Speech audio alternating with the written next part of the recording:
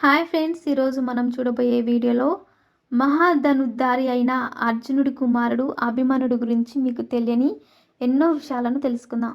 మహాభారతం ప్రకారం శ్రీ మహావిష్ణువు శ్రీకృష్ణుడిగా జన్మించబోతున్నారని తెలిసి శ్రీకృష్ణుడి యొక్క లీలలు చూడడానికి దేవతలందరూ ఒక్కో మానవ రూపాన్ని ఎత్తి భూలోకంలో పుట్టాలని అనుకుంటున్న సమయంలో దేవతలందరూ చంద్రుడి దగ్గరికి వెళ్ళి అతని కుమారుణ్ణి కూడా భూలోకంలో పుట్టేలాగా చేయమని అడిగారు.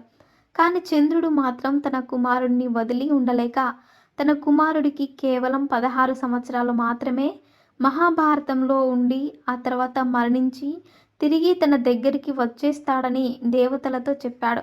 అలా చంద్రుడు కుమారుడు మహాభారతంలో అర్జునుడికి సుభద్రకు కుమారుడిగా జన్మించాడు.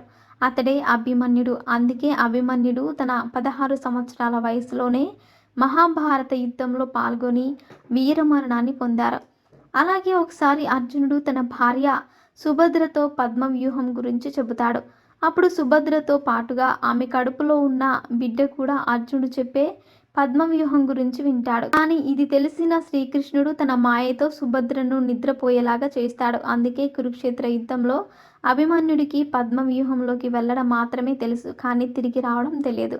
అందువల్లే అభిమన్యుడు కౌరవుల చేతిలో చనిపోయాడు. అలాగే పాండవులు విరాట మహారాజు రాజ్యంలో ఉంటున్న సమయంలో తన తండ్రి అయిన అర్జునుడిని చూడడానికి అభిమన్యుడు అక్కడికి వస్తాడు. అప్పుడే విరాట మహారాజుకి తన రాజ్యంలో ఉంటుంది పాండవులని తెలిసి అర్జునుడిని తన కూతురు ఉత్తరను పెళ్లి చేసుకోమని అడుగుతాడు.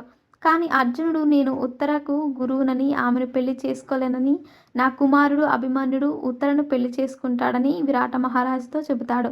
అలా అభిమన్యుడు విరాట మహారాజు కూతురైన ఉత్తరను పెళ్లి చేసుకుంటాడు. అలాగే కురుక్షేత్ర యుద్ధంలో అభిమన్యుడు ఎలా చనిపోయాడో ఇప్పుడు తెలుసుకుందాం. కురుక్షేత్ర యుద్ధం 10వ రోజు భీష్ముడు అంపశయ్య పైన ఉన్నప్పుడు దుర్యోధనుడు అర్జునుడికి సర్వసైన అధ్యక్షుడిగా ఉండమని అడుగుతాడు. కానీ దానికి కర్ణుడు ఒప్పుకోడు. దానితో ద్రోణాచార్యుడికి సర్వసైన అధ్యక్షుడిగా నియమిస్తాడు. అప్పుడు ద్రోణాచార్యుడు సంతోషించి దుర్యోధనుని ఒక వరం కోరుకోమని చెబుతాడు. అప్పుడు దుర్యోధనుడు తనకు ధర్మరాజు తల కావాలని అడుగుతాడు.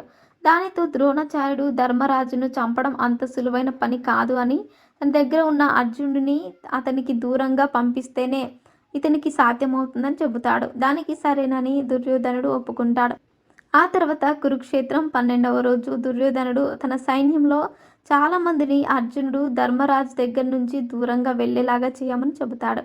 వారందరూ దుర్యోధనుడు చెప్పినట్టుగానే అర్జునుడిని ధర్మరాజు నుంచి దూరంగా తీసుకొని వెళ్తారు. అదే సమయంలో ద్రోణాచార్యుడు ధర్మరాజుని చంపడానికి పద్మవ్యూహాన్ని నిర్మిస్తాడు.